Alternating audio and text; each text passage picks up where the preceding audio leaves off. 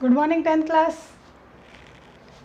आज का लेक्चर 15, कल 14 लिखा था अपन ने, और चैप्टर नंबर 6 और टॉपिक है वो शक्तियों वाला ही जो चल रहा था अपना टॉपिक।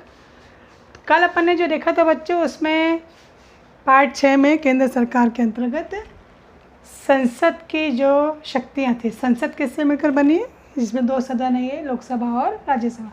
राष्ट्रपति जी के बारे में हम अगले अध्याय में, अगले पोर्शन में मतलब उसमें देखेंगे। तो आज अपन जो देख रहे हैं, चर्चा करेंगे, जो अध्ययन करेंगे, इसमें पहले जो हमने संसद में मिली जुली शक्तियाँ देखी थी दोनों की, अब अपन दोनों की शक्तियों का अलग अलग वर्णन करेंगे इन शक्तियों के आधार पर। कि जो शक्तियों के नाम है, देखो, विधायी शक्ति, वित्तीय शक्ति, कार्यपालिका शक्ति, संविधान संशोधन की शक्ति, निर्वाचक मंडल, विविध शक्तियाँ और विशेष अधिकार। तो हम यहाँ देखेंगे लोकसभा के पास इससे संबंधित क्या शक्ति है और राज्यसभा के पास इससे संबंधित कौन सी शक्ति है। अब जहाँ तक मुझे ध्यान है, अब सबको पता चल गया होगा, विधायी मतलब विधि निर्माण, विधि निर्माण यानी कानून निर्माण की शक्ति। तो लोकसभा क्या शक्तियाँ रखती है अपने पास, अपन देखते हैं। मैंने पहले आपको कुछ सूचियों के बारे में बताया था कि सूचियाँ जो संविधान में हैं उसमें संघीय सूची, राज्य सूची, समवर्ती सूची और एक अवशिष्ट विषयों की सूची। ठीक है, तो इन चारों सूचियों में किसके पास कौन सा अधिकार है, लोकसभा के पास, राज्यसभा के पास, उस पर अपन बात करेंगे। लोकसभा जो है वो संघीय सूची, जिसमें केंद्र सरकार से संबंधित राष्ट्र के महत्व के विषय होते हैं। समवर्ती सूची, जिस पे दोनों का अधिकार होता है, पहले अपन ने चर्चा की थी, केंद्र राज्य दोनों अपने शक्तियाँ यहाँ इस्तेमाल कर सकती हैं। अवशिष्ट सूची ने जो बचे हुए जो विषय थे उनको भी इसमें शामिल किया गया। तो लोकसभा जो है संघीय सूची, समवर्ती सूची और अवशिष्ट विषयों पर कानून बना सकती है, उस पर ये अधिकार रखती है, ये तो इसके पास पावर है। किंतु विशेष परिस्थितियों में ये राज्य सूची के विषय जो किसके पास होते हैं, राज्य सरकार के पास होते हैं, उस पर भी ये कानून बना सकती है, राज्य सूची के विषय। ठीक है, दूसरी शक्ति इसके पास जो है विधायी में साधारण विधेयक। विधेयक 2 प्रकार के होते हैं, धन विधेयक और साधारण विधेयक। तो साधारण विधेयक मतलब जो वित्त विधेयक नहीं है, मतलब अवित्तीय, ये दोनों ही सदन में आ सकते हैं, लोकसभा में भी और राज्यसभा में भी, साधारण विधेयक। ठीक है, और जब दोनों सदन से पास हो जाते हैं, पारित हो जाते हैं, तो फिर ये राष्ट्रपति के पास जाते हैं सिग्नेचर के लिए, और फिर वो विधेयक क्या बन जाता है, कानून। तो ये विधायी शक्ति अब अपन देखते हैं कि भाई राज्यसभा के पास क्या है, क्योंकि राज्यसभा के पास भी विधि निर्माण की शक्ति है। ठीक है, और ये अवित्तीय विधेयक में भी बराबर की शक्तियाँ रखती है। किसके बराबर के, केंद्र सरकार के बराबर की शक्तियाँ। ठीक है, अगली शक्ति वित्तीय शक्ति, जो अभी अपन ने यहाँ बात की थी। अब ये शक्ति जो है ये लोकसभा को सबसे ज़्यादा प्राप्त, सबसे पहले किसके पास, लोकसभा के पास। वित्त ने देश से संबंधित जो बजट आ रहा है, वित्त मंत्री जो बजट पेश करते हैं वो लोकसभा में ही पेश करते हैं। बजट क्या होता है बच्चों, देश का जो पूरा आय व्यय का लेखा जोखा होता है, आय जो आ रही है देश को मिल रही है, जो खर्च हो रहा है, उन सब का पूरा एक जनता को बताने के लिए यहाँ पर पेश किया जाता है।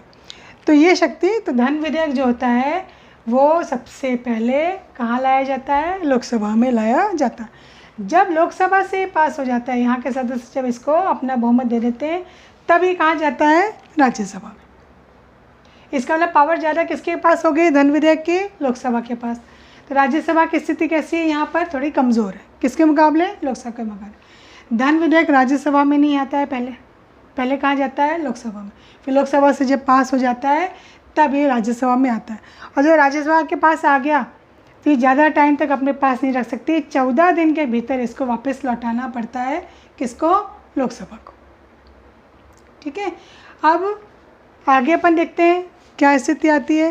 अब अपन देखते हैं इसमें कि राज्यसभा चाहे तो इस विधेयक में अपने संशोधन करने का सुझाव दे सकती है कि भाई इसमें कोई बदलाव कर दो, सुझाव कर दो।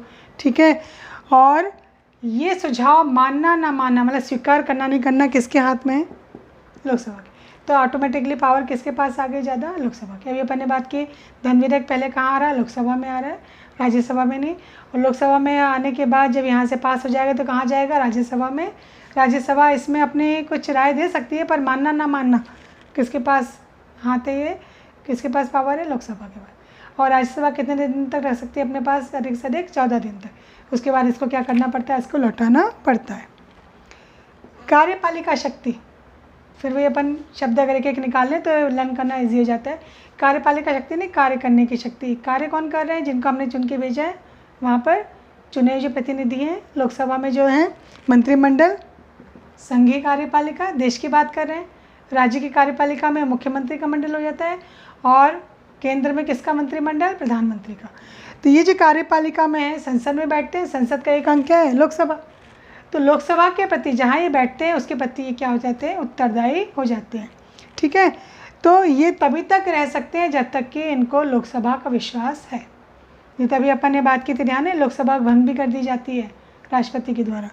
तो जब तक इनको लोकसभा का विश्वास प्राप्त है तब तक कार्यपालिका में जो मंत्रिमंडल है वो अपने पद पे कायम रह सकता है। तो ये मंत्रिमंडल जहाँ बैठता है उसके प्रति ये उत्तरदायी है। तो ये राज्यसभा के प्रति उत्तरदायी नहीं है। ठीक है, राज्यसभा के प्रति नहीं, किसके प्रति उत्तरदायी है? लोकसभा के प्रति। हाँ, राज्यसभा के लोग जो हैं यहाँ पर मंत्रियों से प्रश्न पूछ सकते हैं, कोई सब्स्टिट्यूट प्रश्न जो है पूरक प्रश्न पूछ सकते हैं, आलोचना कर सकते हैं, पर किसी मंत्री को हटा नहीं सकते। तो ये पावर इनके पास नहीं है। फिर अगली आती है बच्चों संविधान संशोधन। संशोधन का मतलब मैंने आपको बताया ही था, संविधान में जो लिखा जा चुका है उसमें कुछ नई चीज़ जोड़नी है, क्योंकि संविधान में तो बहुत समय हो गया। तो हमारा संविधान परिस्थिति के अनुसार इसमें कुछ चेंजेस हो सकते हैं। तो कोई नई चीज़ जोड़नी है, कोई चीज़ अंश पुराना हटाना है, जो भी है, तो वो संशोधन हो रहा है। तो ये संशोधन शक्ति दोनों को बराबर है, क्योंकि दोनों सदन मिल करके और इस कार्य को करते हैं। तो अधिकतर कार्य क्या हो रहा है? इनके द्वारा ही हो रहा है। संसद में कौन आ रहा है? दोनों सदन आ रहे हैं। हाँ, कुछ मामलों में ये राज्य की विधानमंडल से भी कम से कम आधे विधानमंडल, राज्यों में क्या होते हैं? विधानमंडल, इनकी स्वीकृति वो ले सकते हैं। नहीं तो अधिकतर कार्य किसके द्वारा किए जाते हैं? संसद के द्वारा। कौन से कार्य बच्चों? ये वाले संविधान संशोधन। तो संविधान संशोधन में लोकसभा के साथ साथ राज्यसभा को भी समान शक्ति प्राप्त है, और अगर ये दोनों सदन असहमत हैं तो प्रस्ताव क्या हो जाएगा? गिर जाएगा। मतलब उस पर आगे चर्चा नहीं होगी, क्योंकि कोई राय नहीं हुई, कोई सहमति नहीं हुआ, तो हो सकता है वो कार्य ना हो, फिर से नए सिरे से इसमें कोई चेंज किया जाए। फिर आती है अगली शक्ति दोनों के, देख रहे हैं अपन, निर्वाचक मंडल। मतलब एक समूह होता है जो चुनता है। निर्वाचक मंडल किसको चुन रहा है? कौन सी शक्ति है? तो यहाँ पे अपन देखते हैं राष्ट्रपति का निर्वाचन, ये दोनों मिलकर करते हैं, हटाने का कार्य भी और उनको निर्वाचित करने का कार्य। तो राष्ट्रपति के निर्वाचन में दोनों सदनों के निर्वाचित सदस्य जो चुन के आए और विधानसभाओं के जो निर्वाचित सदस्य, विधानसभाएं कहाँ होती है? राज्य में। अब राष्ट्रपति बच्चों यहाँ बात आती है, आप कहोगे विधानसभा इसका क्यों आ रहा है जिक्र? क्योंकि राष्ट्रपति पूरे देश के लिए बनेगा ना, तो राज्य की भी राय ली जाएगी। तो केंद्र में तो हो गए अपने लोकसभा राज्यसभा, ये दोनों संसद के, और राज्य में क्या होती है? विधानमंडल। तो इसमें विधानसभा के जिसका एक अंग है निर्वाचित सदस्य भी क्या होते हैं? निर्वाचक मंडल में होते हैं। ठीक है, अब बात आती है एक शक्ति और विविध शक्ति, मतलब इसके अलावा और कौन सी शक्ति? अब ये विविध शक्ति दोनों मिलकर के काम कर रही है। दोनों मिलकर क्या काम करें? ध्यान रखना, सुनना इसको। राष्ट्रपति का निर्वाचन हो रहा है, तभी अपन ने बात की, दोनों मिलकर कर रहे हैं, पर राष्ट्रपति को पद से हटाना भी है। और कौन सी प्रक्रिया है? महाभियोग। अब कई बच्चों को महाभियोग नाम तो सुना होगा, उसका अर्थ नहीं पता होगा। बच्चों, महाभियोग वो प्रक्रिया है जो राष्ट्रपति को पद से हटाने के लिए की जाती है, और सर्वोच्च न्यायालय जो अपना देश का सबसे बड़ा न्यायालय सुप्रीम कोर्ट, और राज्यों में जो न्यायालय होते हैं उच्च न्यायालय, हाई कोर्ट, इनके न्यायाधीशों को हटाने के लिए। कब? जब उनका संविधान के अनुसार व्यवहार ना हो, संविधान का वो उल्लंघन कर रहे हों, ठीक है, कोई दुर्व्यवहार किया जा रहा हो उनके द्वारा, जिससे मतलब देश की छवि को नुकसान पहुंचता हो, या वो अक्षम हो, सक्षम ना हो उस कार्य को करने में, जैसी भी स्थिति है उनकी, कोई ऐसी स्थिति होने पर ये दोनों मिलकर के दोनों निर्वाचन भी कर रहे हैं और उनको पद से हटाने का कार्य भी कर रहे हैं। और उपराष्ट्रपति को जब हटाना है तो बहुमत का प्रस्ताव लाया जाता है दोनों सदन से, और प्रस्ताव जब आ जाता है तो उपराष्ट्रपति को भी पद से हटाया जा सकता है। पर एक बात ध्यान रखनी है आपको, राष्ट्रपति के खिलाफ महाभियोग सबसे पहले लोकसभा में आएगा, जबकि उपराष्ट्रपति के खिलाफ जो होगा वो कहाँ आएगा? राज्यसभा में। सबसे पहले। क्यों? कुछ याद आया? क्योंकि उपराष्ट्रपति राज्यसभा का सभापति होता है। ठीक है। फिर इसके अलावा आपातकाल में, देश में कोई आपातकाल की स्थिति है, तब भी दोनों सदनों में अलग अलग बहुमत के द्वारा प्रस्ताव को स्वीकार कर लिया जाता है। दोनों सदनों से इसको पास होना जरूरी है। आपातकाल है ना, देश में कोई ऐसी स्थिति आ गई, संकट की स्थिति आ गई है, आक्रमण की स्थिति आ गई है, देश के भीतर कोई ऐसे हालात हो गए हैं, तो ऐसी स्थिति में दोनों सदनों का ये काम होता है। तो कुल मिला के अगर अपन यहाँ देखते हैं तो निष्कर्ष निकलता है कि इसके पास पावर ज़्यादा है। ठीक है। पर बच्चों अब हम ऐसी बात करेंगे जिससे आपको पता चलेगा कि कुछ मामलों में राज्यसभा ये अकेले सक्षम है, उसको लोकसभा की आवश्यकता नहीं है, तो वो कहाँ आ जाएगा? विशेष अधिकार। इसलिए मैंने इसको यहाँ लिखा है, विशेष अधिकार। कई मामलों में राज्यसभा अकेले निर्णय ले लेती है। तो कौन से मामले हैं? ये 2 मामले हैं बच्चों। अच्छा, निर्णय में क्या करती है? राज्यसभा के भीतर जो उसके सदस्य हैं 2/3 बहुमत से जो उपस्थित हैं, मतदान कर रहे हैं उस प्रस्ताव पे, तो ये कौन से 2 मामले हैं जिसमें विशेष अधिकार इसमें वो अकेले निर्णय लेती है? पहला तो अगर राज्यसभा को लगता है कि उसके पास जो राज्य सूची का विषय है, उस विषय में एक विषय ऐसा आ गया है जिस पे कानून बनाने का अधिकार इसको मिलना चाहिए, मतलब है यहाँ आ गया इसके बाद ये वाला विषय। क्योंकि अपन ने शुरू में एक चर्चा की थी कि इन तीनों के अलावा कभी कभी ये राज्य सूची के विषय पे भी कानून बना सकती है लोकसभा।